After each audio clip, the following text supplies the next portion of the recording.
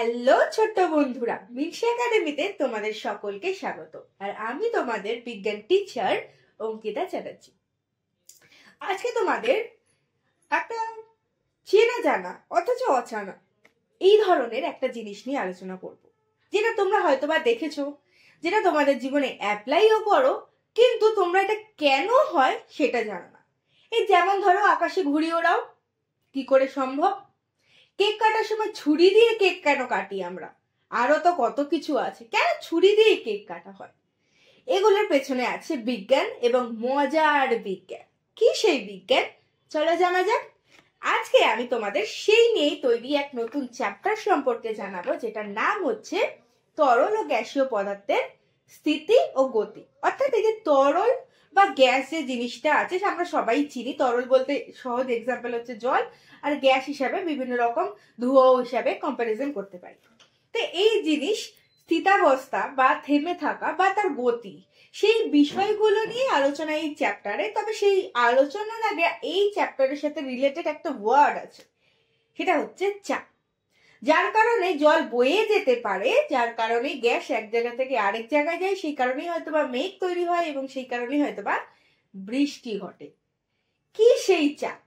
চলো চাপের সম্পর্কে একটু জানা যাক। যে এত চাপের কথা বলছি, এটা কোনো টেনশনের কথা বলছি না, এটা মানসিক চাপের কথা বলছি না, পড়াশোনার চাপের কথা বলছি না, খেলাধুলায় ফার্স্ট আসার চাপের কথাও বলছি না। এই চাপ বিজ্ঞানের চাপ। এই চাপের জন্যই আমাদের অনেক রকমের কাজ হয়। সেই চাপ সম্পর্কে জানা যাক। চাপ কাকে বলে? সহজ ভাষায় যদি বলি, কোনো বস্তুর ওপর যদি খুব জোরে বল প্রয়োগ করি, সহজ ভাষায় এইভাবে বল প্রয়োগ করা, এবং যে কোনো রকমের পাওয়ার প্রয়োগ করি, বা কোনো বস্তুর বিপরীতে যদি বল প্রয়োগ করি, আমি কিন্তু এই দুটোকেই বলতে পারি চাপ। আর এই চাপ বায়ুর মধ্যেও রয়েছে, যে কারণেই আমরা সরস্বতী পুজোর সময় আকাশে ঘুড়ি ওড়াতে পারি। হাওয়ার মধ্যে চাপ রয়েছে। চাপ থাকা মানে এক জায়গা থেকে আরেক জায়গায় প্রবাহিত হয় চাপ।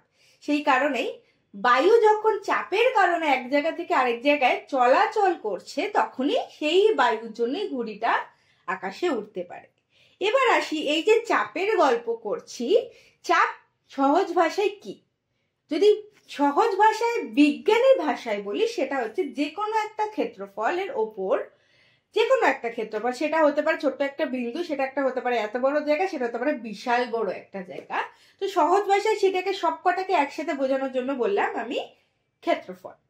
এবার এই ক্ষেত্রফলের ওপর আমি কোনো একটা যদি বল প্রয়োগ করি, এই দুটোর অনুপাতকে, এই দুটোর মধ্যে সম্পর্ককে আমি বলবো কি না চাপ। চাপ কাকে বলে? তাহলে কিছুটা বোঝা গেল যে কোনো একটা জিনিসের ওপর আমি যখন বল প্রয়োগ করছি, এই দুটোর অনুপাতকে আমি বলছি চাপ। তো চাপ কিভাবে কাজ করে, কোন ক্ষেত্রফলের জন্য আমার কাজ করতে সুবিধা হয়? ক্ষেত্রফল বেশি হলে চাপ কম দেব, নাকি ক্ষেত্রফল কম হলে চাপ বেশি হবে? এই চাপ, বল, ক্ষেত্রফলের নানান রকম কনফিউশন তৈরি হয়েছে, তাই তো? তো চলো বিভিন্ন রকম হাতে কাজের মাধ্যমে বুঝিয়ে দিই সেগুলো কিভাবে পসিবল হবে। আর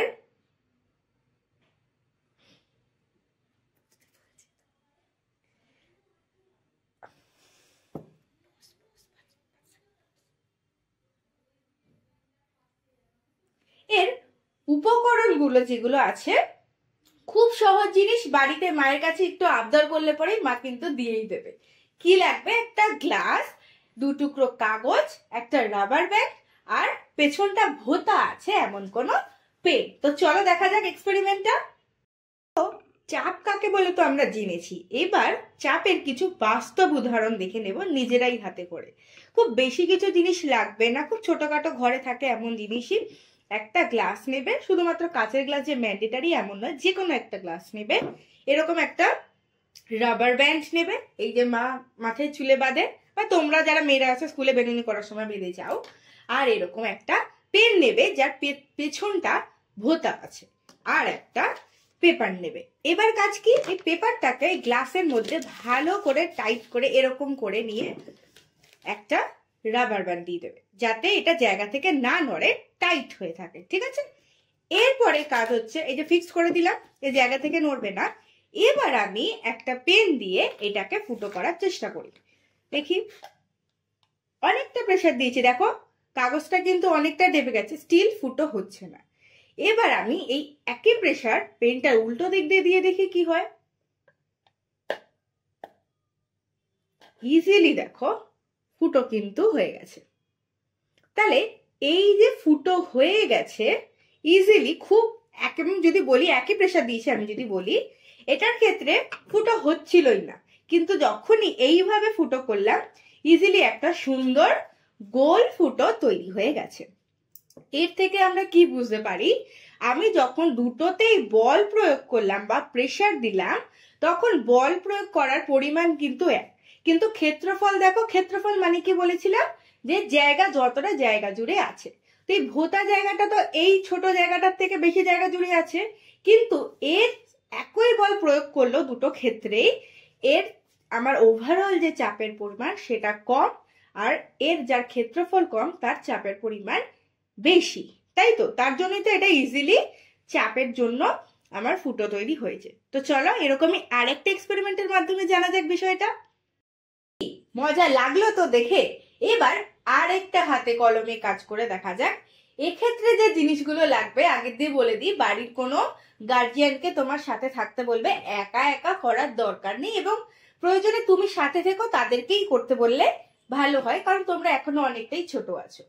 কি কি লাগবে, একটা ভোতা মুখ আর একটা সুচালো পেরেক লাগবে, সুচালো মুখের পেরেক লাগবে, একটা হাতুড়ি লাগবে, একটা কাঠের টুকরো হোক বা যে কোনো রকমের পিসবোর্ডের বক্স নিতে পারো। তো চলো দেখা যাক কি হয়। তো চলো আরেকটা এক্সপেরিমেন্টের মাধ্যমে বিষয়টা দেখি।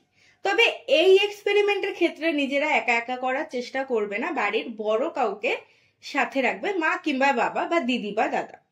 তার জন্য যা যা জিনিস লাগবে সেটা হচ্ছে একটা হাতুড়ি বা হাতুড়ির মতো কোনো ভারী জিনিস, একটা পিসবোর্ডের বক্স নিতে পারো বা কাঠের কোনো বক্স নিতে পারো, আর একটা একদম ছুচালো নতুন পেরেক, আর একটা ভোতা যার মাথাটা একদম ব্যবহারের ফলে আর শার্প নেই, এই ধরনের একটা পেরেক। দুটো দু রকমের পেরেক নেবে। তো ফার্স্ট কি করতে হবে, ধরো ভোতা পেরেকটা নিই, আমি ভোতা পেরেকটা এই বক্সের মাঝখানে রাখলাম, আর হাতুড়ি দিয়ে এর উপর একটা বাড়ি মারি, একই প্রেসারে দুটোতেই বাড়ি মারতে হবে। কিছুই হচ্ছে না, বক্স তো একদম নতুন আছে। এবার সেম প্রেসার দিয়ে আমি নতুন পেরেকটা দিয়ে চেষ্টা করে দেখি তো কি হয়।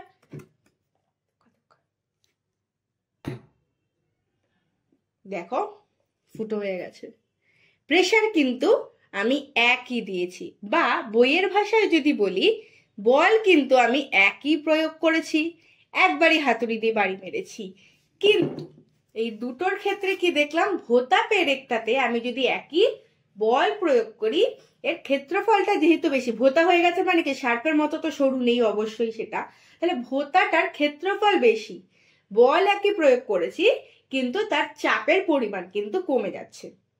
আর আমি যখন সরু যেটা আছে সেটা দিয়ে বল প্রয়োগ করছি তখন চাপের পরিমাণ বেশি হয়ে যাচ্ছে। চলো আরেকটা এক্সপেরিমেন্টের মাধ্যমে বিষয়টা আরেকটু ক্লিয়ার করে নিই, যাতে আমাদের মধ্যে কোনো রকম সমস্যাই না থাকে। চাপ বলতে বাস্তবে কি বোঝায়, আর চাপের বিভিন্ন রকম জিনিসের সাথে, প্রেসারের সাথে, চাপ মানেই প্রেসার, চাপের সাথে বলের কি সম্পর্ক, ক্ষেত্রফলের কি সম্পর্ক, এই বিষয়গুলো ক্লিয়ার করার খুব দরকার আছে। তো চলো, মজা পেলে এবার আরেকটা দেখাই, যেটা তোমাদের নিজেদের করতে হবে না, সেটা আমি একটু কার্টুনিশ মাধ্যমে দেখাই। ধরো তুমি দীঘা বা কোনো সমুদ্র সৈকতে ঘুরতে গেছো, কোনো সমুদ্রের সৈকতে প্রচুর বালি থাকে আমরা দেখেছি। এবার ওখানে যদি আমরা একটা ইট নিই, ইটটাকে এইভাবে রেখে নিচে ফেলি, তাহলে যতটা না বালি উঠবে, গর্ত হবে, ইটটাকে যদি এইভাবে রেখে নিচে ফেলি তাহলে তার থেকে অনেক বেশি ধুলো উঠবে, অনেকটা গেঁথে যাবে। করে দেখতে পারো, যদি কোনোদিন দীঘায় গিয়ে মনে থাকে তো অবশ্যই জিনিসটা কিন্তু দেখতে পারো। এবার এই ধরনের জিনিস বারবারই আমি বলছি যে ক্ষেত্রফল বেশি হলে পরে চাপের পরিমাণ কম হচ্ছে, একই বল প্রয়োগ করলেও সেটার কনসেপ্ট একটু বিজ্ঞানের ভাষায় অঙ্কের মাধ্যমে বোঝানো যাক। এই যে আমি ইটের পরীক্ষা করলাম, এই ইটটার ক্ষেত্রফল দুই রকমের আছে। কি কি আছে, ইটটাকে আমি যদি একদম সমান, যেটার আয়তন বেশি সেইটার হিসাবে বলি, তাহলে তার ক্ষেত্রফল কি আসছে, ক্ষেত্রফল অর্থাৎ কতটা জায়গা জুড়ে আছে যদি বলি, সেটা আমার জায়গা জুড়ে আছে হচ্ছে বর্গমিটারে। আগে বলি বর্গ সেন্টিমিটার হচ্ছে 323 বর্গ সেন্টিমিটার, আর সেটাকে যদি মিটারে নিই তাহলে 0.323 বর্গ মিটার। আর যদি এই জায়গাটার ক্ষেত্রফল বের করি, অর্থাৎ ক্ষেত্রফল যে এলাকাটার কম হবে সেটা 97 বর্গ সেন্টিমিটার, বা বর্গ মিটারে নিলে 0.0097। হ্যাঁ, আমি জানি তোমাদের মনে একটা প্রশ্ন এসছে, কেন বর্গ সেন্টিমিটারে থাকা জিনিসটাকে আমি বর্গমিটারে নিয়েছি। বর্গমিটারে নেওয়ার মেন রিজন হচ্ছে চাপের বৈশিষ্ট্য বা চাপ পরিমাপ করার ক্যালকুলেশন কি বলেছিলাম, বল আর ক্ষেত্রফলের অনুপাত। অনুপাত মানেই বাই। তাহলে বল আর ক্ষেত্রফলের অনুপাতের ক্ষেত্রে বলের ইউনিট হচ্ছে নিউটন, আর ক্ষেত্রফলের ইউনিট হচ্ছে বর্গমিটার। যেহেতু ক্ষেত্রফলের ইউনিট বর্গমিটার, তাই আমি বর্গ সেন্টিমিটার গুলোকে বর্গমিটারে কনভার্ট করেছি আমার সুবিধা করার জন্য। ঠিক আছে, তো বলের একক কি, নিউটন। আমরা কিন্তু দুটো জিনিসের এককও জানলাম। আর এই এককের কনসেপ্ট কি, আমরা যে কোনো জিনিস কিনতে গেলে আমাকে কোনো কিছু সংখ্যার সাথে তার পেছনে একটা কিছু বলতে হয়। এবার যদি তুমি মায়ের সাথে যখন বাজারে যাও, খেয়াল করেছো মা কি দোকানে গিয়ে বলে দাদা ওই 1 কেজি, সরি, যদি বাজারে যাও মা যদি এটা না বলে যে 1 কেজি, বা ধরো শুধু বলো ওই 1 আলু দাও, বুঝবে দোকানদার যে 1 আলু মানে কি, 1 গ্রাম আলু চাইছে, না 1 কেজি আলু চাইছে, না একটা আলু চাইছে। তো তার জন্য আমাকে এই সংখ্যার পাশে যেটা বসাতে হচ্ছে, সংখ্যার পাশে যে একক বা ইউনিটটা বসাচ্ছি, সেটার জন্য আমি বুঝতে পারছি। আমি যদি দোকানে গিয়ে বলি দাদা 500 রসগোল্লা দিন, তাহলে হুট করে কনসেপ্ট গুলো ক্লিয়ার করা পসিবল নয়। 500টা রসগোল্লা দিন আমাকে বলতে হবে, কারণ এখন রসগোল্লা ওয়েটেও বিক্রি হয় অনেক জায়গায়। তাহলে বিভিন্ন জায়গায় আমি যতক্ষণ না ইউনিট ক্লিয়ার করে বলছি, মানুষের পক্ষে বোঝা পসিবল নয়। সেই কারণে বিভিন্ন জায়গায় যে বল প্রয়োগ করি, এই যে আমি জোরে মারলাম না আস্তে মারলাম, এইটাও আমি পরিমাপ করতে পারি কিসের মাধ্যমে, না নিউটন এককের মাধ্যমে। 1 নিউটন, 2 নিউটন, 5 নিউটন, এই বলের কনসেপ্ট নিউটনের মাধ্যমে আমরা পরিমাপ করতে পারি। আর বিভিন্ন এলাকার ক্ষেত্রফল বর্গমিটারে, বর্গমিটার হচ্ছে স্কোয়ার কনসেপ্টে। যেহেতু কোনো কিছুর আমি যদি বর্গক্ষেত্র নিই তার 4টে বাহু সমান হয়, আয়তক্ষেত্রের ক্ষেত্রে 2টো বাহু সমান হয়। তো সেই হিসেবে আমরা যখন ডাইরেকশন মাপছি, আয়তক্ষেত্রে কি দেখি বিপরীত বাহুগুলো সমান। তো বর্গক্ষেত্রেও যদি আমি খুঁজি যার 4টে বাহু সমান হয়, সেক্ষেত্রেও তো তাহলে বিপরীত বাহুগুলো সমান হচ্ছে। সেই হিসেবে আমরা 2টো বাহুর গুণফল হিসেবে ক্ষেত্রফল পাই। তোমরা কিন্তু অঙ্ক করতে গিয়ে অল্প অল্প এইসব বিষয়ে জেনেছো। তাহলে ক্ষেত্রফলের ইউনিট দাঁড়ালো বর্গমিটার, আর বলের ইউনিট দাঁড়ালো নিউটন। এবার এই যে বল আর ক্ষেত্রফল দিয়ে ইটের বৈশিষ্ট্য বলছিলাম, চলো দেখা যাক। প্রথম ক্ষেত্রে আমাদের বলের ক্ষেত্রফল হবে, ধরো বল আমি ধরেছিলাম 25 নিউটন। যেহেতু দুই ক্ষেত্রেই আমি বল একই প্রয়োগ করলাম, 3টে ক্ষেত্রেতেই, সেটা আমার পেনের নিব দিয়েই হোক, সেটা আমার হাতুড়ি দিয়েই হোক, বা সেটা আমার ইটটাকে একটা দূরত্ব থেকে ফেলাই হোক, 3টে ক্ষেত্রেই ধরা যাক, বা ইটের ক্ষেত্রেই যদি বলি ধরা যাক আমার বল 25 নিউটন, আর আমার ক্ষেত্রফল ইটের কত 0.0097। তাহলে আমার চাপের পরিমাণ কত হবে, চাপের পরিমাণ দেখো 2.77.32। এটা কোন ক্ষেত্রে, এটা আমার ইট যেখানটায় চওড়াটা কম ছিল। এবার আসি আমার ইটের যেখানে চওড়াটা বেশি ছিল, সেটার ক্ষেত্রে কি হচ্ছে, সেটার ক্ষেত্রে 0.0323 বর্গ মিটার। সেক্ষেত্রে আমার চাপ কত বেরাচ্ছে, চাপ বেরাচ্ছে 773.99। তাহলে মোদ্দা কথা কি বুঝলাম, ক্ষেত্রফল যদি কম হয় আমার চাপের পরিমাণ বেশি হবে, আবার ক্ষেত্রফল যদি বেশি হয় চাপের পরিমাণ কম হবে। তাহলে আমি যদি চাপ বেশি পরিমাণে দিতে চাই, আমায় ক্ষেত্রফল কম করতে হবে, শার্প করতে হবে, সরু করতে হবে, ছোট করতে হবে। আর যদি আমি প্রেসার কম দিতে চাই, চাপ কম দিতে চাই, তাহলে আমাকে ক্ষেত্রফল বেশি করতে হবে, তাই তো। নেক্সট আসি, এই যে বল আর ক্ষেত্রফল অনুপাত, তার থেকে আমরা তাহলে মানে কি পেলাম, চাপ, এটাই কিন্তু একটা সমীকরণ। তাহলে আমাকে যদি কোনো কিছুতে কতটা বল প্রয়োগ করছে বলে দেয় এবং সেটার ক্ষেত্রফল বলে দেয়, আমি আরামসে চাপ বের করে নেব। এই চাপ বইয়ের ভাষায় কি বলা? বইয়ের ভাষায় বলছে একক, মানে একটা নির্দিষ্ট পরিমাণ ক্ষেত্রফলের উপর একটা জায়গার উপর প্রযুক্ত বল, যে কোনো একটা বল প্রয়োগ করলে সেই বলকেই বলা হয় চাপ। তাহলে একটা ক্ষেত্রফলের উপর যখন বল প্রয়োগ করছি, যেটা বলটা প্রয়োগ করছি তাকেই আমরা বলছি চাপ। তবে এই চাপের নানান রকম কর্মকাণ্ড আছে। যেমন এই একই ক্ষেত্রফলের ক্ষেত্রে বলের পরিমাণ যদি বেশি হয়, অর্থাৎ আমি একই পরিমাণ ক্ষেত্রফল নিয়েছি, এই যে ধরো পেনটাই নিয়ে আমি গ্লাসটায় কাগজটা ফুটো করেছিলাম, মনে আছে? তো আমি যখন ফুটো করছি তখন আমি যদি বলের পরিমাণটা বেশি করি, কি হবে? আমার ক্ষেত্রে আমি বলের পরিমাণটা অল্প দিয়েছি, ছোট ফুটো হয়েছে। আমি যদি আরো প্রেসার দিতাম, পেনটা একদম ভেতরে ঢুকে যেত। তাহলে বলের পরিমাণ যদি আমি বেশি পরিমাণে বাড়াই, তাহলে চাপের পরিমাণও কিন্তু বেশি হবে। আর একটা বিষয়, সেটা হচ্ছে একই পরিমাণ যদি বল দিই, দু ক্ষেত্রেই আমি যদি বলের পরিমাণ এক রাখি, বল কম ক্ষেত্রফলের উপর প্রযুক্ত হলে চাপের পরিমাণ বেশি হবে। যদি কম জায়গার উপর আমি যদি প্রেসার দিই, একই বল দুই জায়গায় দিচ্ছে, একটা ক্ষেত্রফল কম একটা ক্ষেত্রফল বেশি, সেক্ষেত্রেও চাপের পরিমাণ কম যেটা আছে সেটার উপর বেশি হবে। একই বিষয়।